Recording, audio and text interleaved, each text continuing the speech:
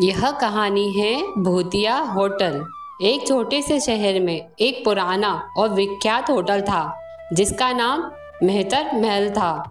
यह होटल शहरी क्षेत्र से थोड़ा दूर शांत जंगल के पास स्थित था और अपने समय का सबसे आलीशान होटल हुआ करता था। इसकी वास्तुशैली, अंदर की सजावट और वहाँ की सेवाएं यहाँ आने वाले हर व्यक्ति को मंत्रमुग्ध कर देती थी। परंतु सालों पहले एक बुरी घटना ने इस होटल को भूतहा बना दिया। लोग कहते थे कि इस होटल में एक परिवार की आत्माएं भटकती हैं जिन्होंने यही अपनी जान गंवाई थी। रात के समय होटल की ओर देखते ही लोगों के रोंगटे खड़े हो जाते थे।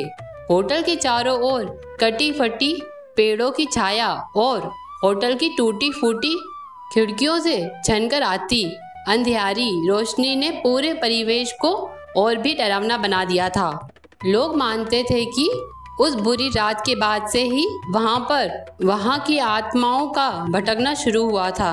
भयावहता के कारण शहर के लोग होटल से दूर रहते थे और किसी की भी हिम्मत नहीं होती थी कि वे वहां जाएं।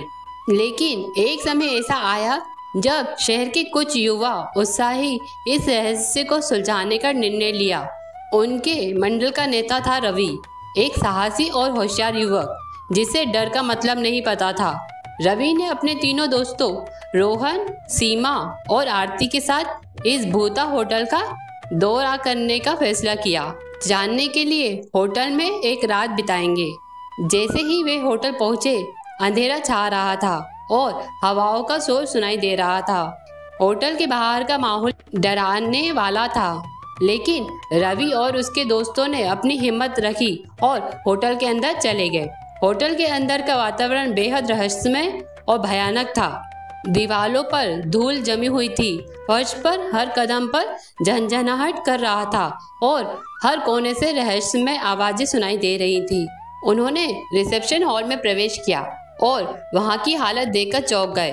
पुराने फर्नीचर, टूटी हुई टेबल और धूल भरे काउंटर, वहां लगे पुराने चित्रों में होटल के सुखद दिनों की झलक मिलती थी। अचानक रवि को महसूस हुआ जैसे कोई उन्हें देख रहा हो। उसने अपने दोस्तों को शांत रहने के लिए कहा और मुख्य हॉल में आगे बढ़ने का सुझाव दिया। मुख्य हॉल में चलते समय उन्होंने देखा कि एक पुरानी लिफ्ट थी जो बंद हो चुकी थी और लिफ्ट के दरवाजे पर खून के धब्बे थे। दीवारों पर लगे चित्रों में होटल के स्वर्णिम दिनों की यादें ताजा हो रही थी, जब यह जगह जीवन और हंसी खुशी से भरपूर थी। लेकिन अब यह भूतों की कहानियों और डरावनी घटनाओं का केंद्र बन चुका था। अचानक से किसी ने एक ठंडी हवा का झटका महसूस किया और उन्हें एक परछाई दिखी। यह भूत की परछाई थी। भूत की आवाज में डरावनी ध्वनियां थी। तुम लोग यहाँ क्यों आए हो? यह स्थान शापित है। रवि ने हिम्मत से कहा, हम यहाँ सच्चाई जानने और तुम्हारी आत्माओं को शांति दिलाने आए हैं। तुम कौन हो और तुम्हारी आत्माओं को शांति क्यों नहीं मिल रही? भूत ने भारी आवाज में कहा, मैं इस होटल का मालिक था। मैंने और मेरे परिवार ने यकीन किया कि हम यहाँ हमेशा सुरक्षित रहेंगे, लेकिन एक रात कुछ डाकू आए और हम सबको मार डाला। हमारी आत्माएं तब से लेकर अब तक भटक रही हैं। हमें न्याय चाहिए। रवि ने वादा किया कि वह इस घटना का पर्दाफाश करेगा और उनको न्याय दिलाएगा। अगले दिन उन चारों दोस्तों ने शहर के लोगों को पूरी सच्चाई बताई और पुलिस को सबूत दिए। पुलिस ने जांच की और डाकुओं को गिरफ्तार कर लिया।